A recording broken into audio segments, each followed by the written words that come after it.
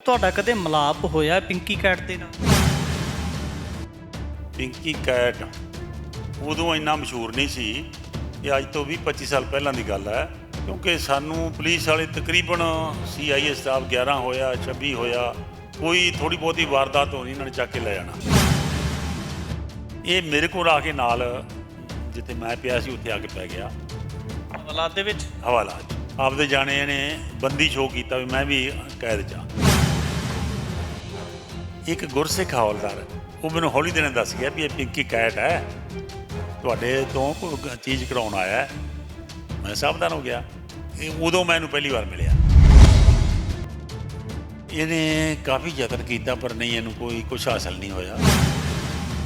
ਜਿਹੜਾ ਗੌਰਮੈਂਟ ਦੇ ਟੁਕੜਿਆਂ 'ਤੇ ਇੱਕ ਤਾਂ ਤਨਖਾਹ ਲੈਣਾ, ਇੱਕ ਟੁਕੜਿਆਂ 'ਤੇ ਪਲਣਾ, ਕਿ ਉਹਨੇ ਮੁਖਬਰੀ ਕਰਨੀ, ਗੰਦਮੰਦ ਲਿਆ ਕੇ ਦੇਣਾ, ਇੱਧਰੋਂ ਕਰਨਾ, ਅਤੇ ਆਪਦੀ ਰੁਜ਼ਗਾਰ ਬਣਾਇਆ ਸੀ।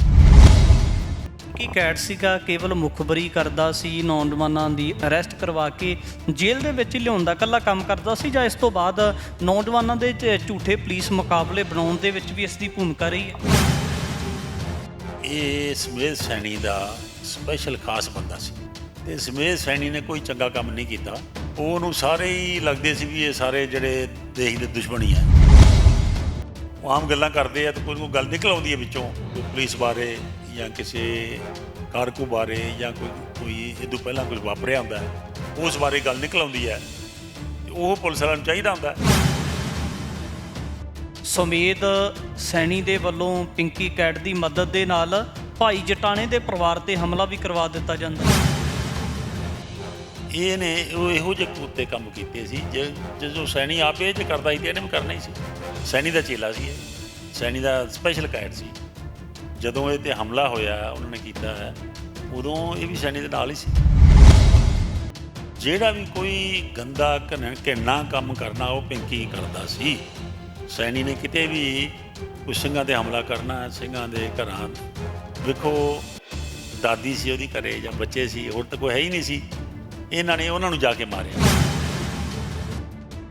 PV 84 ਦੇ ਨਾਲ ਜੁੜੇ ਹੋ, ਮੈਂ ਰਜਿੰਦਰ ਸਿੰਘ ਸਵਰਾ। ਜੇ ਗੱਲ ਕੀਤੀ ਜਾਵੇ ਤਾਂ ਜੂਨ 84 ਘੱਲੂਘਾਰੇ ਤੋਂ ਬਾਅਦ ਸਿੱਖਾਂ ਦੇ ਮਨਾਂ ਦੇ ਵਿੱਚ ਵੱਡੇ ਪੱਧਰ ਦੇ ਉੱਪਰ ਕਹਿ ਸਕਦੇ ਹਾਂ ਕਿ ਰੋਸ ਸੀਗਾ, ਅਤੇ ਉਸ ਤੋਂ ਬਾਅਦ ਖਾੜਕੂਵਾਦ ਲਹਿਰ ਪੰਜਾਬ ਦੇ ਵਿੱਚ, ਭਾਰਤ ਦੇ ਵੱਖ-ਵੱਖ ਹਿੱਸਿਆਂ ਦੇ ਵਿੱਚ ਜਨਮ ਲੈ ਕੇ ਜਿਹੜਾ ਉਸ ਵਕਤ ਜਿਹੜੇ ਦੋਸ਼ੀ ਸੀ ਉਹਨਾਂ ਨੂੰ ਨਕੇਲ ਪਾਉਣ ਵਾਸਤੇ ਉਹਨਾਂ ਦੇ ਕੋਲੋਂ ਸ੍ਰੀ ਦਰਬਾਰ ਸਾਹਿਬ ਦੇ ਉੱਪਰ ਕੀਤੇ ਹੋਏ ਅਟੈਕ ਦੇ ਰੋਸ ਵਜੋਂ ਜਿਹੜਾ ਬਦਲੇ ਦੀ ਭਾਵਨਾ ਲੈ ਕੇ ਚੱਲਦੇ ਨੇ। ਤੇ ਇਸੇ ਦੇ ਤਹਿਤ ਕੁਝ ਅਜਿਹੇ ਸਰਕਾਰ ਪੱਖੀ ਟੌਟ ਵੀ ਕਹੇ ਜਾ ਸਕਦੇ ਨੇ ਕਿ ਜਿਨ੍ਹਾਂ ਨੇ ਸਰਕਾਰ ਦਾ ਪੱਖ ਪੂਰਿਆ, ਜਿਨ੍ਹਾਂ ਨੇ ਜਿਹੜੇ ਪੰਜਾਬ ਦੇ ਨੌਜਵਾਨ ਸੀ ਉਹਨਾਂ ਦੇ ਝੂਠੇ ਪੁਲਿਸ ਮੁਕਾਬਲੇ ਬਣਵਾ ਕੇ ਮਾਰੇ, ਅਤੇ ਪੁਲਿਸ ਦੀ ਮੁਖਬਰੀ ਕਰਨ ਦੇ ਵਿੱਚ ਵੀ ਉਹਨਾਂ ਨੇ ਅਹਿਮ ਭੂਮਿਕਾ ਨਿਭਾਈ। ਜਿਵੇਂ ਪਿੰਕੀ ਕੈਟ ਦਾ ਜ਼ਿਕਰ ਆਉਂਦਾ, ਤੇ ਪਿੰਕੀ ਕੈਟ ਇਸ ਸੰਸਾਰ ਤੋਂ ਜਾ ਚੁੱਕੇ ਨੇ। ਇਸੇ ਨੂੰ ਲੈ ਕੇ ਗੱਲਬਾਤ ਕਰਾਂਗੇ। ਪਿੰਕੀ ਕੈਟ ਕੌਣ ਸੀ, ਕਿਸ ਤਰੀਕੇ ਦੇ ਨਾਲ ਉਹ ਪੁਲਿਸ ਦੀ ਮੁਖਬਰੀ ਕਰਦਾ ਸੀ, ਅਤੇ ਪੰਜਾਬ ਦੇ ਨੌਜਵਾਨਾਂ ਦੀ ਟੌਟਗਿਰੀ ਕਰਨ ਦੇ ਵਿੱਚ ਕਿਸ ਤਰੀਕੇ ਦੀ ਭੂਮਿਕਾ ਨਿਭਾਉਂਦਾ ਸੀ, ਤੇ ਇਸੇ ਨੂੰ ਲੈ ਕੇ ਗੱਲਬਾਤ ਕਰਾਂਗੇ। ਮੇਰੇ ਨਾਲ ਗੱਲਬਾਤ ਕਰਨ ਵਾਸਤੇ ਸਰਦਾਰ ਗੁਰਨਾਮ ਸਿੰਘ ਸਿੱਧੂ ਨੇ। ਗੁਰਨਾਮ ਸਿੰਘ ਸਿੱਧੂ ਉਹੀ ਕਹਿ ਸਕਦੇ ਕਿ ਸ਼ਖਸੀਅਤ ਨੇ ਜਿਹੜੇ ਖਾੜਕੂਵਾਦ ਲਹਿਰ ਦੇ ਵਿੱਚ ਵੀ ਕਿਤੇ ਨਾ ਕਿਤੇ ਸਰਗਰਮ ਰਹੇ ਨੇ, ਅਤੇ ਪਿੰਕੀ ਕੈਟ ਦੇ ਨਾਲ ਵੀ ਉਹਨਾਂ ਦਾ ਮਿਲਾਪ ਹੋਇਆ। ਸਿੱਧੂ ਸਾਹਿਬ, ਸਭ ਤੋਂ ਪਹਿਲਾਂ ਸਵਾਗਤ ਹੈ ਜੀ। ਵਾਹਿਗੁਰੂ ਜੀ ਕਾ ਖਾਲਸਾ, ਵਾਹਿਗੁਰੂ ਜੀ ਕੀ ਫਤਿਹ। ਜਿਸ ਤਰ੍ਹਾਂ ਦੱਸਿਆ ਤੁਸੀਂ, ਪਿੰਕੀ ਕੈਟ ਉਦੋਂ ਇੰਨਾ ਮਸ਼ਹੂਰ ਨਹੀਂ ਸੀ। ਇਹ ਅੱਜ ਤੋਂ 20-25 ਸਾਲ ਪਹਿਲਾਂ ਦੀ ਗੱਲ ਹੈ, ਕਿਉਂਕਿ ਸਾਨੂੰ ਪੁਲਿਸ ਵਾਲੇ ਤਕਰੀਬਨ CIA ਸਟਾਫ 11 ਹੋਇਆ 26 ਹੋਇਆ, ਕੋਈ ਥੋੜ੍ਹੀ ਬਹੁਤੀ ਵਾਰਦਾਤ ਹੋਣੀ ਇਹਨਾਂ ਨੇ ਚੱਕ ਕੇ ਲੈ ਜਾਣਾ ਉਹਨਾਂ ਦਿਨਾਂ ਦੇ ਵਿੱਚ। ਉਹਨਾਂ ਦਿਨਾਂ ਦੇ ਵਿੱਚ ਕਦੋਂ ਦੀ ਗੱਲ ਹੈ ਜੀ? ਗੱਲ ਅੱਜ ਤੋਂ ਕੋਈ 25 ਸਾਲ ਪਹਿਲਾਂ ਦੀ ਗੱਲ ਹੈ। 26 ਸੈਕਟਰ ਵਾਲੇ CIA ਸਟਾਫ ਮੈਨੂੰ ਚੁੱਕ ਕੇ ਲੈ ਗਿਆ।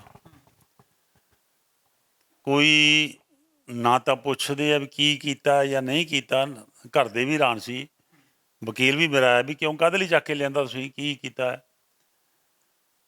ਇਹ ਕੁਛ ਨਹੀਂ ਦੱਸ ਸਕੇ। ਅਖੀਰ ਇਹ ਪਿੰਕੀ ਕੈਟ ਉਦੋਂ ਨਰਮ ਜਿਹਾ ਹੁੰਦਾ ਸੀ, ਪਤਲਾ ਸੀ, ਲੰਬਾ ਸੀ, ਅਤੇ ਉਹ ਕਲੀਨ ਸ਼ੇਵਨ ਸੀ। ਇਹ ਮੇਰੇ ਕੋਲ ਆ ਕੇ ਨਾਲ ਜਿੱਥੇ ਮੈਂ ਪਿਆ ਸੀ ਉੱਥੇ ਆ ਕੇ ਪੈ ਗਿਆ ਹਵਾਲਾਤ ਦੇ ਵਿੱਚ ਹਵਾਲਾ 'ਚ ਆਪਦੇ ਜਾਣੇ ਨੇ ਬੰਦੀ ਸ਼ੋਅ ਕੀਤਾ ਵੀ ਮੈਂ ਵੀ ਕੈਦ 'ਚ ਹਾਂ। ਪਰ ਕੂੜਨ ਖੁੱਟੇ ਨਾਨਕਾ ਉੜਕ ਸੱਚ ਰਹੇ, ਸੱਚਾਈ ਨੂੰ ਮੁੱਖ ਰੱਖਦਿਆਂ ਇੱਕ ਹੌਲਦਾਰ ਆ, ਗੁਰਸਿੱਖ ਬੰਦਾ, ਉਹ ਹੌਲੀ ਦੇ ਕੇ ਮੇਰੇ ਕੰਨ 'ਚ ਕਹਿ ਗਿਆ ਵੀ ਇਹ ਪਿੰਕੀ ਕੈਟ ਹੈ, ਸੈਣੀ ਦਾ ਖਾਸ ਬੰਦਾ ਹੈ। ਹੌਲਦਾਰ ਸੀ ਹਾਲਾਂ ਉਹ ਪੁਲਿਸ 'ਚ, ਅਤੇ ਤੁਹਾਡੇ ਕੋਈ ਗੱਲ ਕਢਾਉਣਾ ਚਾਹੁੰਦੇ ਹੈ। ਮੈਨੂੰ ਪਤਾ ਲੱਗ ਗਿਆ ਅਤੇ ਮੈਂ ਤਾਂ ਫਿਰ ਉਸ ਤੋਂ ਸਾਵਧਾਨ ਹੋਣਾ ਹੀ ਸੀ ਅਤੇ ਚਿੰਤਾਤਰ ਵੀ ਹੋਣਾ ਸੀ ਵੀ ਇਹ ਸਾਲਾ ਕੀ ਵਜ੍ਹਾ ਕਿਉਂ ਇੱਥੇ। ਇਹ ਮੈਨੂੰ ਤਕਰੀਬਨ ਇੱਕ ਹਫ਼ਤਾ ਰੱਖਿਆ 26 ਚੱਲਣ, ਫਿਰ ਇਹ ਤੋਂ ਚੁੱਕ ਕੇ ਲੇਕ 'ਤੇ ਇੱਕ ਖੂਹ ਬਣਿਆ, ਉੱਥੇ ਲੈ ਕੇ ਚੱਕ ਕੇ ਉੱਥੇ ਰੱਖਿਆ। ਅਖੀਰ ਘਰਦਿਆਂ ਨੇ ਹਾਈ ਕੋਰਟ ਰਿਟ ਪਾਤੀ। ਬਲਵੰਤ ਸਿੰਘ ਗਲਿਆਣੀ ਇੱਕ ਇਹੋ ਜਿਹਾ ਵਕੀਲ ਸੀ, ਮੈਨੂੰ ਹਮੇਸ਼ਾ ਉਹਨੇ ਵਿਚਾਰੇ ਨੇ, ਉਹਨੂੰ ਪਤਾ ਲੱਗਣਾ ਚਾਹੀਦਾ ਸੀ, ਉਦੋਂ ਉਹਨੇ ਕੋਈ ਨਾ ਕੋਈ ਉਪਰਾਲਾ ਕਰਕੇ ਰਿਟ ਪਾ ਕੇ ਅਤੇ ਛਡਾਉਂਦਾ ਰਿਹਾ। ਕੇਸ ਦੀ ਪੈਰਵਾਈ ਕਰਦਾ ਸੀ। ਮੈਂ ਦੀ ਪਿੱਠ ਜਾਣਦਾ ਉਹਦੇ ਵਿਚਾਰੇ ਦੀ, ਕਦੇ ਉਹਨੇ ਫੀਸ ਨਹੀਂ ਲਈ। ਈਵਨ ਇੱਕ ਤੁਹਾਨੂੰ ਹੋਰ ਗੱਲ ਵਿੱਚੋਂ ਦੱਸਦਾ, 19 ਸੈਕਟਰ ਵਿੱਚ ਇੱਕ ਪ੍ਰੋਗਰਾਮ ਰੱਖਿਆ ਸੀ ਜਿੱਥੇ ਸਾਰੇ ਬੁਲਾਰੇ, ਅਮਰ ਸਿੰਘ ਚਾਹਲ ਵੀ ਵਿੱਚੇ ਸੀ, ਵਕੀਲ ਵੀ ਹੋਰ ਵੀ 2-3-4 ਸੀ, ਜਨਰਲ 28 ਸੈਕਟਰ ਰਹਿੰਦੇ ਆ, ਮੈਂ ਨਾਂ ਭੁੱਲਿਆ ਵਿਚਾਰੇ ਦਾ, ਹੁਣ ਤਾਂ ਪੂਰੇ ਹੋ ਗਏ ਉਹ। ਈਵਨ ਜਸਟਿਸ ਅਜੀਤ ਸਿੰਘ ਬੈਂਸ ਵੀ ਸਾਰਿਆਂ ਦੇ ਕੇਸ ਬਣ ਕੇ ਉੱਥੇ ਜੇਲ੍ਹ 'ਚ ਪਹੁੰਚੇ ਸੀ। ਮੇਰੀ ਬੇਲ ਸਭ ਤੋਂ ਪਹਿਲਾਂ ਹੋ ਗਈ ਉੱਥੇ, ਅਤੇ ਇਹ ਤਾਂ ਪਹਿਲਾਂ ਸ਼ੱਕ ਕਰਦੇ ਸੀ ਵੀ ਮੈਂ ਗੁਲਿਆਣੀ ਨੂੰ ਕਿਹਾ ਮੈਂ ਗੁਲਿਆਣੀ ਯਾਰ ਇਹ ਤਾਂ ਕੰਜਰ ਪਹਿਲਾਂ ਚਾਹੁੰਦੇ ਆ ਵੀ ਗੁਰਨਾਮ ਸਿੰਘ ਦੀ ਜ਼ਮਾਨਤ ਪਤਾ ਨਹੀਂ ਕਿਵੇਂ ਹੋ ਜਾਂਦੀ ਹੈ, ਤੂੰ ਮੇਰੀ ਜ਼ਮਾਨਤ ਕਿਸ ਤਰ੍ਹਾਂ ਕਰਾ ਲਈ। ਉਹ ਕਹਿੰਦਾ ਮੈਂ ਤੇਰੀ ਸਪੀਚ ਕੱਢੀ ਸੀ, ਸਪੀਚ 'ਤੇ ਤੂੰ ਜੋ ਬੋਲਣ ਪਿੱਛੋਂ ਬੋਲਿਆ ਸਾਰਿਆਂ ਤੋਂ ਵੀ ਖਾਲਸਾ ਤਾਂ ਸਰਬੱਤ ਦਾ ਭਲਾ ਚਾਹੁੰਦਾ, ਅਸੀਂ ਤਾਂ ਕਿਸੇ ਦਾ ਬੁਰਾ ਨਹੀਂ ਚਾਹੁੰਦੇ, ਅਸੀਂ ਸਭ ਦਾ ਭਲਾ ਚਾਹੁੰਦੇ ਹਾਂ। ਅਤੇ ਮੈਂ ਉਹ ਸਰਬੱਤ ਦਾ ਭਲਾ ਜੱਜ ਨੂੰ ਕਿਹਾ, ਜੱਜ ਸਾਹਿਬ ਜਿਹੜਾ ਬੰਦਾ ਸਰਬੱਤ ਦਾ ਭਲਾ ਮੰਗਦਾ ਹੈ ਉਹ ਕਿਵੇਂ ਹੋ ਸਕਦਾ ਹੈ ਵੀ ਅੱਤਵਾਦੀ ਅਤੇ ਵੱਖਵਾਦੀ। ਉਹ ਜੱਜ ਦੇ ਮਨ ਚੜ ਗਿਆ, ਮੇਰੀ ਬੇਲ ਹੋ ਗਈ। ਇਹ ਹਾਰਾਂ ਅਮਰ ਸਿੰਘ ਚਾਹਲ, ਅਜੀਤ ਸਿੰਘ ਬੈਂਸ, 15-20 ਬੰਦੇ ਸੀ। ਜਨਰਲ 28 'ਚ ਰਹਿੰਦੇ ਸੀ, ਨਾਂ ਨਹੀਂ ਚੇਤੇ, ਉਹਦਾ ਜਨਰਲ ਵਿਚਾਰਾ ਸੀ, ਬਹੁਤ ਚੰਗਾ ਬੰਦਾ। ਇਹ ਸਾਰਿਆਂ ਨੇ ਸਾਲ ਜੇਲ੍ਹ ਕੱਟੀ ਅਤੇ ਮੇਰੀ ਦੂਜੇ ਮਹੀਨੇ ਬੇਲ ਹੋ ਗਈ। ਤਾਂ ਮੈਂ ਪੁੱਛਿਆ ਤੂੰ ਵੀ ਗਲਿਆਣੀ ਤੋਂ, ਮੈਂ ਕਿਹਾ ਯਾਰ ਇਹ ਸ਼ੱਕ ਕਰਦੇ, ਮੇਰੇ 'ਤੇ ਸ਼ੱਕ ਕਰਨਗੇ, ਤੂੰ ਬੇਲ ਕਿਵੇਂ ਕਰਾ ਲਈ ਮੇਰੀ। ਫਿਰ ਉਹਨੇ ਦੱਸਿਆ ਵੀ ਤੁਹਾਡੀ ਸਪੀਚ ਮੈਂ ਕਢਾ ਕੇ ਵੇਖੀ, ਜਦੋਂ ਤੁਸੀਂ ਸਰਬੱਤ ਦਾ ਭਲਾ ਕਿਹਾ ਵੀ ਅਸੀਂ ਤਾਂ ਸਰਬੱਤ ਦਾ ਭਲਾ ਮੰਗਦੇ ਹਾਂ, ਸਾਨੂੰ ਗੁਰੂ ਵੱਲੋਂ ਉਦੇਸ਼ ਹੈ। ਅਤੇ ਜੱਜ ਸਾਹਿਬ ਨੂੰ ਕਿਹਾ, ਜੱਜ ਦਾ ਕਹਿੰਦਾ ਵੀ ਠੀਕ ਹੈ, ਬਿਲਕੁਲ, ਮੇਰੀ ਬੇਲ ਹੋ ਗਈ। ਸੋ ਇਹ ਪਿੰਕੀ ਕੈਟ ਵੇਖੋ ਹਾਲ ਮਰਨ ਵੇਲੇ ਵੀ ਮਾੜਾ ਹੀ ਸੀ ਇਹਦਾ। ਜਿਹੋ ਜਿਹਾ ਬੀਜੋਗੇ ਉਹੋ ਜਿਹਾ ਵੱਢੋਗੇ, ਕੰਮ ਤਾਂ ਕੁੱਤੇ ਸੀ ਉਹਦੇ। ਜਿਹੜਾ ਗੌਰਮੈਂਟ ਦੇ ਟੁਕੜਿਆਂ 'ਤੇ ਇੱਕ ਤਾਂ ਤਨਖਾਹ ਲੈਣਾ ਕਿ ਟੁਕੜਿਆਂ 'ਤੇ ਪਲਣਾ, ਕਿ ਉਹਨੇ ਮੁਖਬਰੀ ਕਰਨੀ, ਗੰਦਮੰਦ ਲਿਆ ਕੇ ਦੇਣਾ, ਇੱਧਰੋਂ ਕਰਨਾ, ਅਤੇ ਆਪਦੀ ਰੁਜ਼ਗਾਰ ਬਣਾਇਆ ਸੀ। ਸਿੱਧੂ ਸਾਹਿਬ ਤੁਹਾਡਾ ਕਦੇ ਮਿਲਾਪ ਹੋਇਆ ਪਿੰਕੀ ਕੈਟ ਦੇ ਨਾਲ? ਮੈਂ ਇਹਨੂੰ ਪਹਿਲਾਂ ਜਾਣਦਾ ਨਹੀਂ ਸੀ, ਜਦੋਂ ਮੈਨੂੰ 26 ਚੱਕ ਕੇ ਲਗਾਏ ਅਤੇ ਇਹ ਆ ਕੇ ਮੇਰੇ ਉੱਥੇ ਕਮਰੇ 'ਚ ਨਾਲ ਪੈ ਗਿਆ। ਇੱਕ ਗੁਰਸਿੱਖ ਹੌਲਦਾਰ ਹੈ, ਉਹ ਮੈਨੂੰ ਹੌਲੀ ਦਿਨ ਦੱਸ ਗਿਆ ਵੀ ਇਹ ਪਿੰਕੀ ਕੈਟ ਹੈ, ਤੁਹਾਡੇ ਤੋਂ ਕੋਈ ਚੀਜ਼ ਕਢਾਉਣ ਆਇਆ। ਮੈਂ ਸਾਵਧਾਨ ਹੋ ਗਿਆ। ਇਹ ਉਦੋਂ ਮੈਂ ਇਹਨੂੰ ਪਹਿਲੀ ਵਾਰ ਮਿਲਿਆ, ਜਦੋਂ ਇਹ ਉੱਥੇ 3-4 ਦਿਨ ਉੱਥੇ ਹੀ ਰਿਹਾ ਇਹ। ਅਖੀਰ ਮੈਨੂੰ ਉੱਥੋਂ ਇਹਨਾਂ ਨੇ 26 ਜਦੋਂ ਕੋਈ ਉਹਨਾਂ ਨੂੰ ਪੱਲੇ ਨਹੀਂ ਕੋਈ ਪਿਆ, 26 ਚੋਂ ਬਦਲ ਕੇ ਵੀ ਰੇਡ ਨਾ ਪੈ ਜੇ, ਇਹ ਮੈਨੂੰ ਉੱਥੇ ਲੇਕ 'ਤੇ ਲੈ ਗਏ, ਉੱਥੇ ਖੂਹ ਜਾ ਉੱਥੇ ਥੱਲੇ ਰੱਖਿਆ। ਜੋ 26 'ਚ ਤੁਹਾਨੂੰ ਪਿੰਕੀ ਕੈਟ ਮਿਲਦੇ ਆ, ਹਵਾਲਾਤੀ ਬਣ ਕੇ ਵੀ ਤੁਹਾਡੇ ਨਾਲ ਆ ਕੇ ਬੈਠ ਜਾਂਦਾ, ਗੱਲਬਾਤ ਹੁੰਦੀ, ਤੁਹਾਡੇ ਕੋਲੋਂ ਪੁੱਛਣ ਦਾ ਕੁਝ ਯਤਨ ਕਰਦੇ ਆ? ਇਹਨੇ ਕਾਫੀ ਯਤਨ ਕੀਤਾ ਪਰ ਨਹੀਂ, ਇਹਨੂੰ ਕੁਛ ਹਾਸਲ ਨਹੀਂ ਹੋਇਆ। ਕੀ ਗੱਲਬਾਤ ਕਰਦੇ ਰਹੇ? ਹੁਣ ਮੈਨੂੰ ਬਹੁਤ ਪੁਰਾਣੀ ਗੱਲ ਹੈ, ਬਹੁਤਾ ਯਾਦ ਨਹੀਂ, ਪਰ ਇਹਨੇ ਮੂਵਮੈਂਟ ਬਾਰੇ ਵੀ ਸਿੱਖਾਂ ਨਾਲ ਧੱਕਾ ਹੋ ਰਿਹਾ ਜੀ, ਵੇਖੋ 9 ਮੁੰਡੇ ਚੱਕ ਕੇ ਮਾਰੇ ਜਾ ਰਹੇ ਹੈ। ਅਤੇ ਮੈਂ ਕਿਹਾ ਵੀ ਹੈ ਤਾਂ ਗਲਤ, ਸਾਰੇ ਮੁੰਡੇ ਨੌਜਵਾਨ ਸਿੱਖ ਹੈ।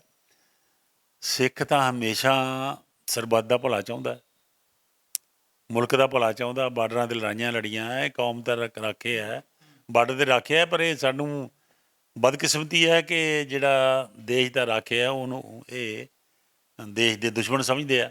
ਇਹੋ ਜਿਹੀਆਂ ਗੱਲਾਂ ਹੁੰਦੀਆਂ ਰਹੀਆਂ ਤਕਰੀਬਨ। ਜਿਹੜਾ ਪਿੰਕੀ ਕੈਟ ਸੀਗਾ ਕੇਵਲ ਮੁਖਬਰੀ ਕਰਦਾ ਸੀ, ਨੌਜਵਾਨਾਂ ਦੀ ਅਰੈਸਟ ਕਰਵਾ ਕੇ ਜੇਲ੍ਹ ਦੇ ਵਿੱਚ ਹੀ ਲਿਆਉਣ ਦਾ ਇਕੱਲਾ ਕੰਮ ਕਰਦਾ ਸੀ, ਜਾਂ ਇਸ ਤੋਂ ਬਾਅਦ ਨੌਜਵਾਨਾਂ ਦੇ ਝੂਠੇ ਪੁਲਿਸ ਮੁਕਾਬਲੇ ਬਣਾਉਣ ਦੇ ਵਿੱਚ ਵੀ ਇਸ ਦੀ ਭੂਮਿਕਾ ਰਹੀ ਹੈ? ਇਹ ਮਿਲਣ ਦਾ ਕਾਰਨ ਤਾਂ ਇਹੀ ਹੁੰਦਾ ਵੀ ਕੁਛ ਨਾ ਕੁਛ ਗੱਲ ਨਿਕਲੇ ਵਿੱਚੋਂ। ਜਿਵੇਂ ਆਪਾਂ ਆਮ ਜਿਹਨਾਂ ਨੂੰ ਨਹੀਂ ਪਤਾ ਹੁੰਦਾ ਵੀ ਇਹ ਕੈਟ ਹੈ, ਉਹ ਆਮ ਗੱਲਾਂ ਕਰਦੇ ਆ, ਤੇ ਕੋਈ ਨਾ ਕੋਈ ਗੱਲ ਨਿਕਲ ਆਉਂਦੀ ਹੈ ਵਿੱਚੋਂ, ਕੋਈ ਪੁਲਿਸ ਬਾਰੇ ਜਾਂ ਕਿਸੇ ਕਾਰਕੂ ਬਾਰੇ, ਜਾਂ ਕੋਈ ਇਹ ਤੋਂ ਪਹਿਲਾਂ ਕੁਝ ਵਾਪਰਿਆ ਹੁੰਦਾ ਹੈ, ਉਸ ਬਾਰੇ ਗੱਲ ਨਿਕਲ ਆਉਂਦੀ ਹੈ, ਤੇ ਉਹ ਪੁਲਿਸ ਵਾਲਿਆਂ ਨੂੰ ਚਾਹੀਦਾ ਹੁੰਦਾ ਹੈ। ਇਸ ਲਈ ਕੁਦਰਤੀ ਮੇਰੀ ਤਾਂ ਰੱਖਿਆ ਪਰਮੇਸ਼ਰ ਨੇ ਆਪ ਹੀ ਕੀਤੀ, ਸਮਝੋ ਹੌਲਦਾਰ ਦੇ ਦੱਸਣ ਕਰਕੇ, ਤੇ ਮੈਂ ਤਾਂ ਇਹਦੇ ਨਾਲ ਕੋਈ ਗੱਲ ਹੀ ਨਹੀਂ ਕੀਤੀ। ਫਿਰ ਸਿੱਧੂ ਸਾਹਿਬ, ਤੁਹਾਡੇ ਧਿਆਨ 'ਚ ਹੋਊਗਾ, ਤੁਸੀਂ ਲੰਬਾ ਸਮਾਂ ਸੰਘਰਸ਼ ਹੰਢਾਇਆ, ਉਹਨਾਂ ਦਿਨਾਂ ਨੂੰ ਆਪਣੀਆਂ ਅੱਖਾਂ ਦੇ ਨਾਲ ਤੱਕਿਆ। ਕੀ ਲੱਗਦਾ ਕਿ ਪਿੰਕੀ ਕੈਟ ਦਾ ਹੋਰ ਕਿਹੜੇ-ਕਿਹੜੇ ਪਰਿਵਾਰਾਂ ਨੂੰ ਸ਼ਹੀਦ ਕਰਵਾਉਣ ਦੇ ਵਿੱਚ ਜਾਂ ਖਾੜਕੂ ਸਿੰਘਾਂ ਦੀ ਸ਼ਹਾਦਤ ਪਿੱਛੇ ਪਿੰਕੀ ਕੈਟ ਦੀ ਭੂਮਿਕਾ ਰਹੀ ਹੈ? ਕਿਉਂਕਿ ਇਹ ਸਮੇਧ ਸੈਣੀ ਦਾ ਸਪੈਸ਼ਲ ਖਾਸ ਬੰਦਾ ਸੀ, ਤੇ ਸਮੇਧ ਸੈਣੀ ਨੇ ਕੋਈ ਚੰਗਾ ਕੰਮ ਨਹੀਂ ਕੀਤਾ। ਉਹਨੂੰ ਸਾਰੇ ਹੀ ਲੱਗਦੇ ਸੀ ਵੀ ਇਹ ਸਾਰੇ ਜਿਹੜੇ ਦੇਸ਼ ਦੇ ਦੁਸ਼ਮਣ ਹੀ ਆ, ਜਿਹੜੇ ਨੌਜਵਾਨ ਸਿੱਖ। ਜਿੱਥੋਂ ਤੱਕ ਮੈਨੂੰ ਪਤਾ ਹੈ, ਰਾਜਪੁਰੇ ਦੇ ਨਹਿਰ ਦੇ ਨਾਲ ਪਿੰਡ ਹੈ, ਖਾੜਕੂ ਸਿੰਘ ਸੀ ਵਿਚਾਰਾ, ਬੜਾ ਚੰਗਾ ਗੁਰਮੁਖ ਗੁਰਸਿੱਖ। ਮੈਨੂੰ ਹੁਣ ਨਾਂ ਚੇਤੇ ਨਹੀਂ ਆ ਰਿਹਾ, ਸ਼ਾਇਦ ਤੁਹਾਨੂੰ ਨਹਿਰ ਦੇ ਨਾਲਲਾ ਪਿੰਡ ਬਿਲਕੁਲ। ਉਹ ਸੈਣੀ ਨੂੰ ਚੱਕਿਆ ਸੀ ਤੇ ਉਹਨੂੰ ਪੁੱਠਾ ਲਟਕਾਇਆ ਸੀ, ਕੇਸ ਥੱਲੇ ਲੰਕਦੇ ਸੀ, ਥੱਲੇ ਅੱਗ ਬਾਲੀ ਸੀ। ਸੈਣੀ ਨੇ ਚੱਕਿਆ ਸੀ? ਸੈਣੀ ਨੇ ਚੱਕਿਆ ਸੀ, ਸੈਕਟਰ 3 ਥਾਣੇ 'ਚ ਰੱਖਿਆ ਸੀ, ਤੇ ਮੈਨੂੰ ਵੀ ਚੱਕਿਆ ਸੀ। ਮੈਨੂੰ ਕਮਰੇ 'ਚ ਉਧਰ ਸੀ ਬਾਤ, ਮੈਂ ਕਮਰੇ ਦੀ ਝੀਲਤਾਂ ਵਿੱਚੋਂ ਵੇਖ ਰਿਹਾ ਸੀ, ਜਿਹੜਾ ਕਿ ਇਹਨੇ ਉਹਨੂੰ ਇੰਨਾ ਤਸ਼ੱਦਦ ਕਰਕੇ। ਸੈਣੀ ਉਹਦੇ ਕੋਲ ਦੀ ਆ ਕੇ, ਕਿਉਂ ਕਿਵੇਂ ਹੁਣ ਕਿਵੇਂ ਲੱਗਦਾ ਹੈ, ਉਹਦਾ ਨਾਂ ਲੈ ਕੇ ਉਹਨੇ ਸੈਣੀ ਦੇ ਮੂੰਹ 'ਤੇ ਥੁੱਕਿਆ।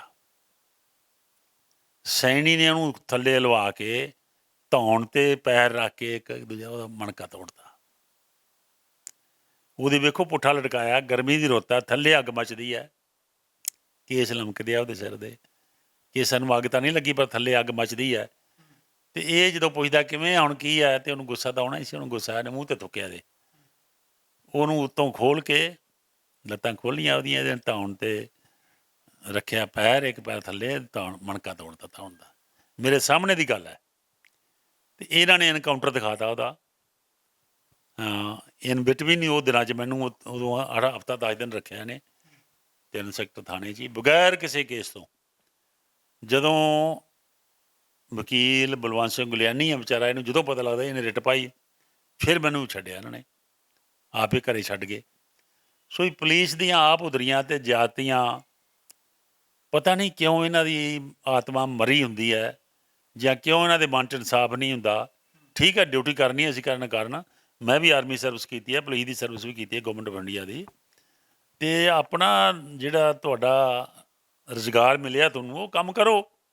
ਬੇਈਮਾਨੀ, ਹੇਰਾ ਫੇਰੀ, ਠੱਗਾ ਧੋਖਾ ਕਿਉਂ ਕਰਦੇ ਹੋ? ਕਿਸੇ ਨਾਲ ਕਿਉਂ ਉਹਨੂੰ ਕੈਟ ਬਣਾ ਕੇ ਮਾਰਿਆ?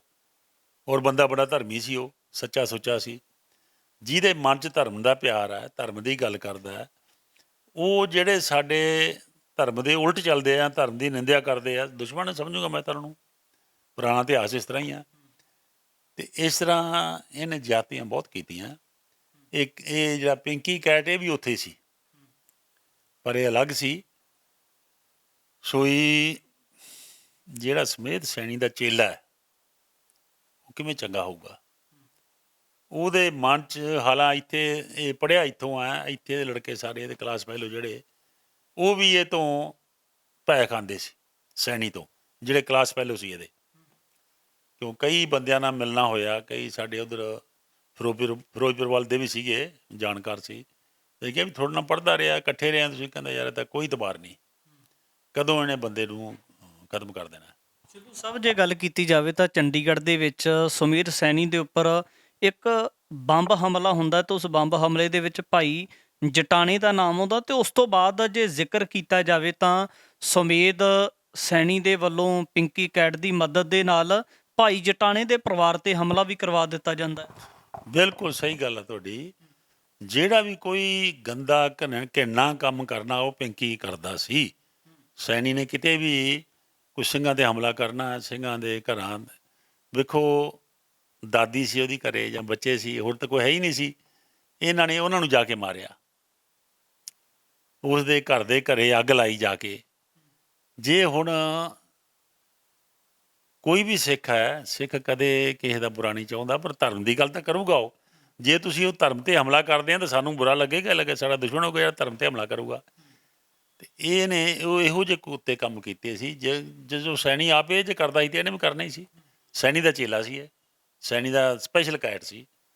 ਜਦੋਂ ਇਹ ਤੇ ਹਮਲਾ ਹੋਇਆ ਉਹਨਾਂ ਨੇ ਕੀਤਾ ਹੈ, ਉਦੋਂ ਇਹ ਵੀ ਸੈਣੀ ਦੇ ਨਾਲ ਹੀ ਸੀ। ਸੋਈ ਮੰਦੇ ਕਮੀ ਨਾਨਕਾ ਜਦ ਕਦ ਮੰਦਾ ਹੋ, ਮੰਦੇ ਦਾ ਮੰਦਾ ਹੀ ਹੋਣਾ। ਹਾਲ ਇਹਦਾ ਅਖੀਰ ਮਾੜਾ ਹਾਲ ਹੋ ਕੇ ਮਰਿਆ। ਕਿਉਂਕਿ ਹੁਣ ਤਾਂ ਹਾਲਾਤ ਨੋਰਮਲ ਹੋ ਗਏ ਸੀ, ਕਿਸੇ ਦਾ ਇਹਨਾਂ ਕੋਲ ਬਹੁਤਾ ਧਿਆਨ ਨਹੀਂ ਜਾਂਦਾ ਸੀ। ਪਰ ਜਿਹੜਾ ਇਹਦਾ ਹਾਲ ਸੀ, ਜਦੋਂ ਮੈਂ ਇਹਨੂੰ ਵੇਖਿਆ ਸੀ ਉਦੋਂ ਪਤਲਾ ਤੇ ਉਮਰ ਉਹਦੀ ਸਾਰੀ 24-25 ਸਾਲ ਦੀ ਹੋਣੀ ਜਦੋਂ ਮੈਂ ਦੇਖਿਆ ਸੀ ਇਹਨੂੰ, ਜਦੋਂ ਮੈਨੂੰ ਲਗਾਇਆ ਜਾ ਕੇ। ਤੇ ਹੁਣ ਤਾਂ ਉਹ ਹੀ ਬਾਦ ਸ਼ਕਲ ਹੋ ਗਿਆ ਸੀ, ਮੋਟਾ ਜਿਵੇਂ ਸੂਰ ਹੁੰਦਾ ਇਸ ਤਰ੍ਹਾਂ ਫੈਲਿਆ ਪਿਆ ਸੀ, ਸੂਰ ਤਰ੍ਹਾਂ। ਤੇ ਬਿਮਾਰੀਆਂ ਦਾ ਕਾਰਨ ਹੀ ਹੁੰਦਾ ਇਹ, ਜਿਹੜਾ ਸਰੀਰ ਤੇ ਵਾਧੂ ਬੋਝ ਪੈਣਾ। ਸੋਈ ਜਿਹੜੇ ਕੈਟ ਜਾਂ ਮੰਦੇ ਕਰਮ ਕਰਦੇ ਆ, ਮੰਦੇ ਕਰਮਾਂ ਨੂੰ ਮੰਦੇ ਭੋਗਣੇ ਹੀ ਪੈਣੇ ਆ। ਸੋ ਪਿੰਕੀ ਕੈਟ ਦੀ ਮੌਤ ਹੋ ਚੁੱਕੀ ਹੈ ਤੇ ਮੌਤ ਤੋਂ ਬਾਅਦ ਸਿੱਧੂ ਸਾਹਿਬ ਨੇ ਦੱਸਿਆ ਕਿ ਕਿਸ ਤਰੀਕੇ ਦੇ ਨਾਲ ਪਿੰਕੀ ਕੈਟ ਦੇ ਵੱਲੋਂ ਪੁਲਿਸ ਦਾ ਖਾਸ ਮੁਖਬਰ ਬਣ ਕੇ, ਖਾਸ ਕਰ ਉਸ ਵਕਤ ਦੇ ਡੀਜੀਪੀ ਸੁਮੇਰ ਸੈਣੀ ਦਾ ਜਿਹੜਾ ਸੀ ਇੱਕ ਹੱਥ ਠੋਕਾ ਬਣ ਕੇ ਚੱਲਦਾ ਰਿਹਾ। ਤੇ ਉਹਨੇ ਜਿਹੜਾ ਸੀ ਤਮਾਮ ਨਿਰਦੋਸ਼ ਸਿੰਘਾਂ ਦੇ ਪਰਿਵਾਰਾਂ ਨੂੰ ਜਿਹੜਾ ਸੀ ਉਸ ਵਕਤ ਪੁਲਿਸ ਦਾ ਤਸ਼ੱਦਦ ਕਰਵਾਇਆ। ਇੱਥੋਂ ਤੱਕ ਕਿ ਭੇਖੀ ਬਾਣੇ ਦੇ ਵਿੱਚ ਰਹਿਣ ਵਾਲਾ ਜਿਹੜਾ ਅਜੀਤ ਪੂਲਾ ਸੀ, ਪੂਲੇ ਦੇ ਵੱਲੋਂ ਵੀ ਜਿਹੜਾ ਸੀ ਭਾਈ ਜਟਾਣੇ ਦੇ ਪਰਿਵਾਰ ਦੇ ਉੱਪਰ ਇੱਕ ਹਮਲਾ ਕਰਵਾਇਆ ਜਾਂਦਾ ਹੈ, ਜਿਸ ਦੇ ਵਿੱਚ 80 ਸਾਲ ਦੀ ਬਜ਼ੁਰਗ ਮਾਤਾ, ਬਜ਼ੁਰਗ ਦਾਦੀ ਭਾਈ ਬਲਵਿੰਦਰ ਸਿੰਘ ਜਟਾਣਾ ਦੀ ਅਤੇ 5 ਸਾਲ ਦਾ ਉਹਨਾਂ ਦਾ ਭਾਣਜਾ ਸ਼ਹਾਦਤ ਦਾ ਜਾਮ ਪੀ ਜਾਂਦਾ। ਇਸ ਦੇ ਸਮੇਤ ਉਹਨਾਂ ਦੇ ਤਕਰੀਬਨ 4 ਤੋਂ ਜਿਹੜੇ 5 ਜੀ ਪਰਿਵਾਰ ਦੇ ਨੇ ਉਹ ਸ਼ਹੀਦ ਹੋ ਜਾਂਦੇ ਨੇ। ਤੇ ਇਸੇ ਨੂੰ ਲੈ ਕੇ ਗੱਲਬਾਤ ਕੀਤੀ ਹੈ। ਤੇ ਸੱਚਮੁੱਚ ਜਿਹੜੇ ਲੋਕ ਇਸ ਜ਼ਿੰਦਗੀ ਦੇ ਵਿੱਚ ਜਿਉਂਦਿਆਂ ਹੋਇਆਂ ਜਿਸ ਤਰ੍ਹਾਂ ਦੇ ਕਰਮ ਕਰਦੇ ਨੇ, ਅੰਤ ਦੇ ਵਿੱਚ ਕਿਤੇ ਨਾ ਕਿਤੇ ਉਹਨਾਂ ਲੋਕਾਂ ਨੂੰ ਵੀ ਅਜਿਹੇ ਨਤੀਜੇ ਭੁਗਤ ਕੇ ਉਸ ਪਰਮਾਤਮਾ ਦੀ ਦਰਗਾਹ ਦੇ ਵਿੱਚ ਜਾਣਾ ਪੈਂਦਾ। ਸੋ ਇਸ ਖਾਸ ਵਿਸ਼ੇ ਨੂੰ ਲੈ ਕੇ ਇੱਕ ਕਹਿ ਸਕਦੇ ਹਾਂ ਕਿ ਜਾਣਕਾਰੀ ਦੇਣ ਵਾਸਤੇ ਔਰ ਉਸ ਵਕਤ ਦੇ ਜਿਹੜੇ ਚਸ਼ਮਦੀਦ ਗਵਾਹ ਨੇ ਉਹਨਾਂ ਦੇ ਨਾਲ ਗੱਲਬਾਤ ਕਰਕੇ ਜਾਣਕਾਰੀ ਤੁਹਾਡੇ ਨਾਲ ਸਾਂਝੀ ਕੀਤੀ ਹੈ। ਅੱਗੇ ਵੀ ਇਸ ਤਰ੍ਹਾਂ ਦੀ ਗੱਲਬਾਤ ਲੈ ਕੇ ਹਾਜ਼ਰ ਹੁੰਦੇ ਰਹਾਂਗੇ। ਧੰਨਵਾਦ।